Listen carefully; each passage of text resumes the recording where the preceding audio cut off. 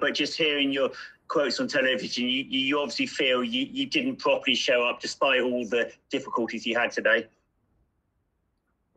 Yeah, not showing up, I would say, but I think it's we had obviously a great start. We had control of the game, and at that point we started to get sloppy and not take that control and ram it home and keep doing the right things and moving the ball as well as we were and winning it back so quickly. We got slower in our game. It changed the tone of it. It's very hard to get it back after that. I thought in the second half we did. We came out brighter. If Christian goes through and scores as opposed to missing and pulling his hamstring.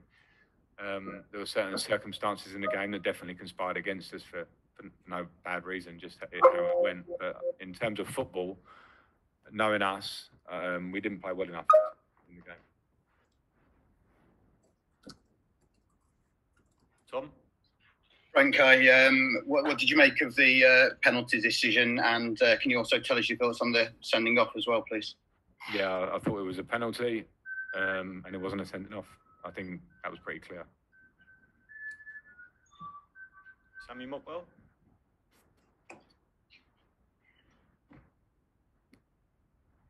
Frank, do you think that the decisive part of today's game was not dealing with Aubameyang? Well, I mean, he scores 2 goals, one being a penalty which he earned.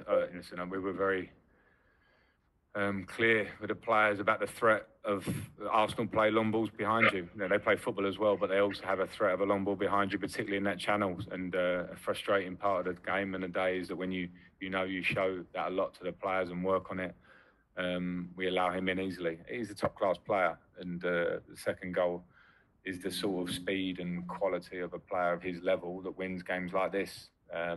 We didn't play great today for us, but of course we competed in the game and had our chances. But moments like that from Aubameyang obviously finish you off. Can't see the gallery here, but I think Martin Samuel's here for a question.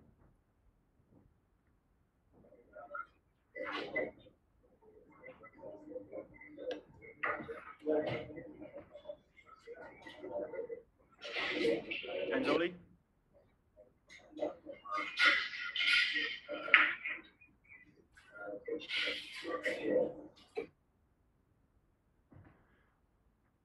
Go ahead, James. Oh, sorry. Sorry, is this the first question? I've only just logged on. About number 3 or 4. Somebody else better take over because I don't know what's been asked. Sorry. Who'd like to ask a question? Please raise your hand.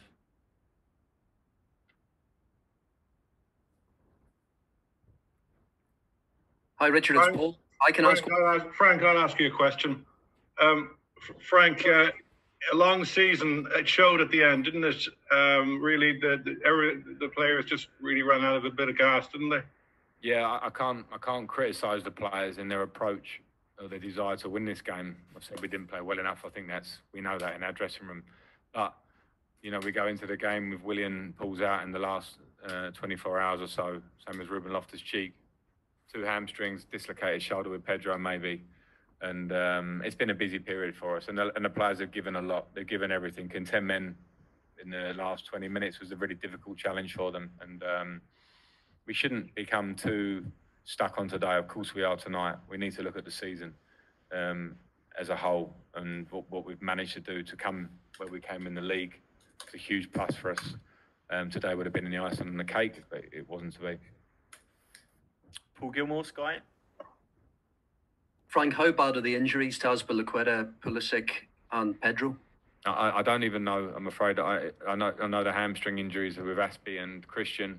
They have to be scanned and assessed over the next 2 or 3 days. They clearly won't be fit for next week. And Pedro, I believe it could be a dislocated shoulder, but don't go too soon on that because I'm not sure. I was just told that. I haven't seen him yet. He was kind of whisked away, so it's a really disappointing end for him because that's probably his last game for Chelsea, and he's been an incredible servant. He looked bright when he came on, and I'm disappointed for him. I'm going to try and find him as soon as I can here and see how he is. Let's move on to a Monday section. So this section will be embargoed for Monday's newspapers, and let's go to John Cross first, followed by Matt.